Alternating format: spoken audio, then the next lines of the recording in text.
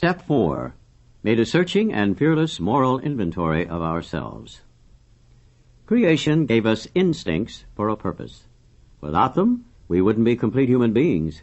If men and women didn't exert themselves to be secure in their persons, made no effort to harvest food or construct shelter, there would be no survival. If they didn't reproduce, the earth wouldn't be populated. If there were no social instinct, if men cared nothing for the society of one another, there would be no society. So, these desires, for the sex relation, for material and emotional security, and for companionship, are perfectly necessary and right, and surely God-given.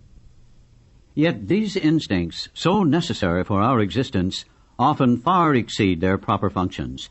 Powerfully, blindly, many times subtly, they drive us, dominate us, and insist upon ruling our lives. Our desires for sex, for material and emotional security, and for an important place in society often tyrannize us. When thus out of joint, man's natural desires cause him great trouble, practically all the trouble there is. No human being, however good, is exempt from these troubles. Nearly every serious emotional problem can be seen as a case of misdirected instinct. When that happens, our great natural assets, the instincts, have turned into physical and mental liabilities. Step 4 is our vigorous and painstaking effort to discover what these liabilities in each of us have been and are. We want to find exactly how, when, and where our natural desires have warped us. We wish to look squarely at the unhappiness this has caused others and ourselves. By discovering what our emotional deformities are, we can move toward their correction. Without a willing and persistent effort to do this, there can be little sobriety or contentment for us. Without a searching and fearless moral inventory, most of us have found that the faith which really works in daily living is still out of reach. Before tackling the inventory problem in detail, let's have a closer look at what the basic problem is. Simple examples like the following take on a world of meaning when we think about them. Suppose a person places sex desire ahead of everything else. In such a case, this imperious urge can destroy his chances for material and emotional security, as well as his standing in the community. Another may develop such an obsession for financial security that he wants to do nothing but hoard money. Going to the extreme, he can become a miser, or even a recluse who denies himself both family and friends. Nor is the quest for security always expressed in terms of money. How frequently we see a frightened human being determined to depend completely upon a stronger person for guidance and protection. This weak one, failing to meet life's responsibilities with his own resources, never grows up. Disillusionment and helplessness are his lot. In time, all his protectors either flee or die, and he is once more left alone and afraid. We have also seen men and women who go power mad, who devote themselves to attempting to rule their fellows. These people often throw to the winds every chance for legitimate security and a happy family life. Whenever a human being becomes a battleground for the instincts, there can be no peace. But that is not all of the danger. Every time a person imposes his instincts unreasonably upon others, unhappiness follows. If the pursuit of wealth tramples upon people who happen to be in the way, then anger, jealousy, and revenge are likely to be aroused. If sex runs riot, there is a similar uproar. Demands made upon other people for too much attention, protection, and love can only invite domination or revulsion in the protectors themselves. Two emotions quite as unhealthy as the demands which evoke them. When an individual's desire for prestige becomes uncontrollable, whether in the sewing circle or at the international conference table, other people suffer and often revolt. This collision of instincts can produce anything from a cold snub to a blazing revolution. In these ways, we are set in conflict, not only with ourselves, but with other people who have instincts too. Alcoholics especially should be able to see that instinct run wild in themselves is the underlying cause of their destructive drinking. We have drunk to drown feelings of fear, frustration, and depression. We have drunk to escape the guilt of passions, and then have drunk again to make more passions possible. We have drunk for vainglory, that we might the more enjoy foolish dreams of pomp and power. This perverse soul sickness is not pleasant to look upon. Instincts on rampage balk at investigation. The minute we make a serious attempt to probe them, we are liable to suffer severe reactions. If temperamentally we are on the depressive side, we are apt to be swamped with guilt and self-loathing. We wallow in this messy bog, often getting a misshapen and painful pleasure out of it. As we morbidly pursue this melancholy activity, we may sink to such a point of despair that nothing but oblivion looks possible as a solution. Here, of course, we've lost all perspective, and therefore all genuine humility. For this is pride in reverse. This is not a moral inventory at all. It is the very process by which the depressive has so often been led to the bottle and extinction. If, however, our natural disposition is inclined to self-righteousness or grandiosity, our reaction will be just the opposite. We will be offended at AA's suggested inventory. No doubt we shall point with pride to the good lives we thought we led before the bottle cut us down. We shall claim that our serious character defects, if we think we have any at all, have been caused chiefly by excessive drinking. This being so, we think it logically follows that sobriety, first, last, and all the time, is the only thing we need to work for. We believe that our one-time good characters will be revived the moment we quit alcohol. If we were pretty nice people all along except for our drinking, what need is there for a moral inventory now that we are sober?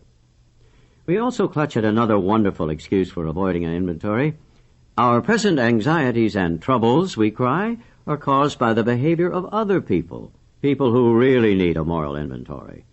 We firmly believe that if only they'd treat us better, we'd be all right. Therefore, we think our indignation is justified and reasonable, that our resentments are the right kind. We aren't the guilty ones. They are.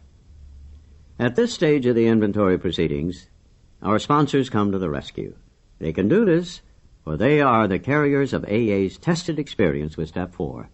They comfort the melancholy one by first showing him that his case is not strange or different, that his character defects are probably not more numerous or worse than those of anyone else in AA. This the sponsor promptly proves by talking freely and easily, and without exhibitionism, about his own defects, past and present. This calm yet realistic stock-taking is immensely reassuring. The sponsor probably points out that the newcomer has some assets which can be noted along with his liabilities. This tends to clear away morbidity and encourage balance. As soon as he begins to be more objective, the newcomer can fearlessly, rather than fearfully, look at his own defects. The sponsors of those who feel they need no inventory are confronted with quite another problem. This is because people who are driven by pride of self unconsciously blind themselves to their liabilities. These newcomers scarcely need comforting. The problem is to help them discover a chink in the walls their ego has built through which the light of reason can shine. First off, they can be told that the majority of AA members have suffered severely from self-justification during their drinking days. For most of us, self-justification was the maker of excuses. Excuses, of course, for drinking and for all kinds of crazy and damaging conduct. We had made the invention of alibis a fine art. We had to drink because times were hard or times were good. We had to drink because at home we were smothered with love or got none at all. We had to drink because at work we were great successes or dismal failures. We had to drink because our nation had won a war or lost a peace. And so it went, ad infinitum. We thought conditions drove us to drink. And when we tried to correct these conditions and found that we couldn't to our entire satisfaction, our drinking went out of hand, and we became alcoholics. It never occurred to us that we needed to change ourselves to meet conditions, whatever they were. But in AA, we slowly learned that something had to be done about our vengeful resentments, self-pity, and unwarranted pride. We had to see that every time we played the big shot, we turned people against us. We had to see that when we harbored grudges and planned revenge for such defeats, we were really beating ourselves with a club of anger we had intended to use on others. We learned that if we were seriously disturbed, our first need was to quiet that disturbance, regardless of who or what we thought caused it. To see how erratic emotions victimized us often took a long time. We could perceive them quickly in others, but only slowly in ourselves. First of all, we had to admit that we had many of these defects, even though such disclosures were painful and humiliating. Where other people were concerned, we had to drop the word blame from our speech and thought. This required great willingness, even to begin. But once over the first 2 or 3 high hurdles, the course ahead began to look easier, for we had started to get perspective on ourselves, which is another way of saying that we were gaining in humility. Of course, the depressive and the power driver are personality extremes, types with which AA and the whole world abounds. Often these personalities are just as sharply defined as the examples given, but just as often, some of us will fit more or less into both classifications. Human beings are never quite alike, so each of us, when making an inventory, will need to determine what his individual character defects are. Having found the shoes that fit, he ought to step into them and walk with new confidence that he is at last on the right track. Now let's ponder the need for a list of the more glaring personality defects all of us have in varying degrees. To those having religious training, such a list would set forth serious violations of moral principles. Some others will think of this list as defects of character. Still others will call it an index of maladjustments. Some will become quite annoyed if there is talk about immorality, let alone sin. But all who are in the least reasonable will agree upon one point, that there is plenty wrong with us alcoholics, about which plenty will have to be done if we are to expect sobriety, progress, and any real ability to cope with life. To avoid falling into confusion over the names these defects should be called, let's take a universally recognized list of major human failings. The 7 deadly sins of pride, greed, lust, anger, gluttony, envy, and sloth. It is not by accident that pride heads the procession, for pride leading to self-justification and always spurred by conscious or unconscious fears is the basic breeder of most human difficulties, the chief block to true progress. Pride lures us into making demands upon ourselves or upon others which cannot be met without perverting or misusing our God-given instincts. When the satisfaction of our instincts for sex, security, and society becomes the sole object of our lives, then pride steps in to justify our excesses. All these failings generate fear, a soul sickness in its own right. Then fear, in turn, generates more character defects.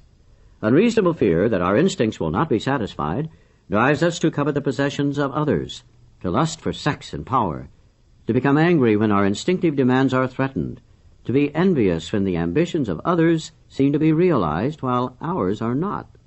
We eat, drink, and grab for more of everything than we need, fearing we shall never have enough.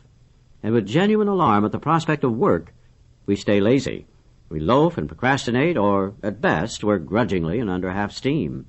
These fears are the termites that ceaselessly devour the foundations of whatever sort of life we try to build. So, when AA suggests a fearless moral inventory, it must seem to every newcomer that more is being asked of him than he can do. Both his pride and his fear beat him back every time he tries to look within himself. Pride says, "You need not pass this way," and fear says, "You dare not look." But the testimony of AAs who have really tried a moral inventory is that pride and fear of this sort turn out to be bogeymen, nothing else. Once we have a complete willingness to take inventory and exert ourselves to do the job thoroughly, a wonderful light falls upon this foggy scene. As we persist, a brand new kind of confidence is born, and the sense of relief at finally facing ourselves is indescribable. These are the first fruits of Step 4. By now, the newcomer has probably arrived at the following conclusions: that his character defects, representing instincts gone astray, have been the primary cause of his drinking and his failure at life; that unless he is now willing to work hard at the elimination of the worst of these defects, both sobriety and peace of mind will still elude him; that all the faulty foundation of his life will have to be torn out and built anew on bedrock. Now willing to commence the search for his own defects, he will ask, "Just how do I go about this? How do I take inventory of myself?" Since Step 4 is but the beginning of a lifetime practice, it can be suggested that he first have a look at those personal flaws which are acutely troublesome and fairly obvious. Using his best judgment of what has been right and what has been wrong, he might make a rough survey of his conduct with respect to his primary instincts for sex, security, and society. Looking back over his life, he can readily get underway by consideration of questions such as these. When and how, and in just what instances did my selfish pursuit of the sex relation damage other people and me? What people were hurt, and how badly? Did I spoil my marriage and injure my children? Did I jeopardize my standing in the community? Just how did I react to these situations at the time? Did I burn with a guilt that nothing could extinguish? Or did I insist that I was the pursued and not the pursuer, and thus absolve myself? How have I reacted to frustration in sexual matters? When denied, did I become vengeful or depressed? Did I take it out on other people? If there was rejection or coldness at home, did I use this as a reason for promiscuity? Also of importance for most alcoholics are the questions they must ask about their behavior respecting financial and emotional security. In these areas, fear, greed, possessiveness, and pride have too often done their worst. Surveying his business or employment record, almost any alcoholic can ask questions like these. In addition to my drinking problem, what character defects contributed to my financial instability? Did fear and inferiority about my fitness for my job destroy my confidence and fill me with conflict? Did I try to cover up those feelings of inadequacy by bluffing, cheating, lying, or evading responsibility? Or by griping that others fail to recognize my truly exceptional abilities? Did I overvalue myself and play the big shot? Did I have such unprincipled ambition that I double-crossed and undercut my associates? Was I extravagant? Did I recklessly borrow money, caring little whether it was repaid or not? Was I a pinch penny, refusing to support my family properly? Did I cut corners financially? What about the quick money deals, the stock market, and the races? Businesswomen in AA will naturally find that many of these questions apply to them too. But the alcoholic housewife can also make the family financially insecure. She can juggle charge accounts, manipulate the food budget, spend her afternoons gambling, and run her husband into debt by irresponsibility, waste, and extravagance. But all alcoholics who have drunk themselves out of jobs, family, and friends will need to cross-examine themselves ruthlessly to determine how their own personality defects have thus demolished their security. The most common symptoms of emotional insecurity are worry, anger, self-pity, and depression. These stem from causes which sometimes seem to be within us and at other times to come from without. To take inventory in this respect, we ought to consider carefully all personal relationships which bring continuous or recurring trouble. It should be remembered that this kind of insecurity may arise in any area where instincts are threatened. Questioning directed to this end might run like this.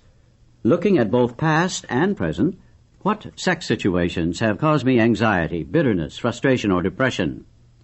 Appraising each situation fairly, can I see where I have been at fault? Did these perplexities beset me because of selfishness or unreasonable demands? Or if my disturbance was seemingly caused by the behavior of others, why do I lack the ability to accept conditions I cannot change? These are the sort of fundamental inquiries that can disclose the source of my discomfort and indicate whether I may be able to alter my own conduct and so adjust myself serenely to self-discipline. Suppose that financial insecurity constantly arouses these same feelings. I can ask myself to what extent have my own mistakes fed my gnawing anxieties? And if the actions of others are part of the cause, what can I do about that? If I am unable to change the present state of affairs, am I willing to take the measures necessary to shape my life to conditions as they are? Questions like these, more of which will come to mind easily in each individual case, will help turn up the root causes. But it is from our twisted relations with family, friends, and society at large that many of us have suffered the most. We have been especially stupid and stubborn about them. The primary fact that we fail to recognize is our total inability to form a true partnership with another human being. Our egomania digs two disastrous pitfalls. Either we insist upon dominating the people we know, or we depend upon them far too much. If we lean too heavily on people, they will sooner or later fail us, for they are human too, and cannot possibly meet our incessant demands. In this way, our insecurity grows and festers. When we habitually try to manipulate others to our own willful desires, they revolt and resist us heavily. Then we develop hurt feelings, a sense of persecution, and a desire to retaliate. As we redouble our efforts at control and continue to fail, our suffering becomes acute and constant.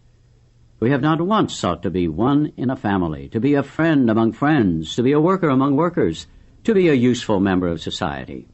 Always we tried to struggle to the top of the heap, or to hide underneath it. This self-centered behavior blocked a partnership relation with any one of those about us. Of true brotherhood we had small comprehension. Some will object to many of the questions posed because they think their own character defects have not been so glaring. To these it can be suggested that a conscientious examination is likely to reveal the very defects the objectionable questions are concerned with. Because our surface record hasn't looked too bad, we have frequently been abashed to find that this is so simply because we have buried these self-same defects deep down in us under thick layers of self-justification. Whatever the defects, they have finally ambushed us into alcoholism and misery. Therefore, thoroughness ought to be the watchword when taking inventory. In this connection, it is wise to write out our questions and answers. It will be an aid to clear thinking and honest appraisal. It will be the first tangible evidence of our complete willingness to move forward.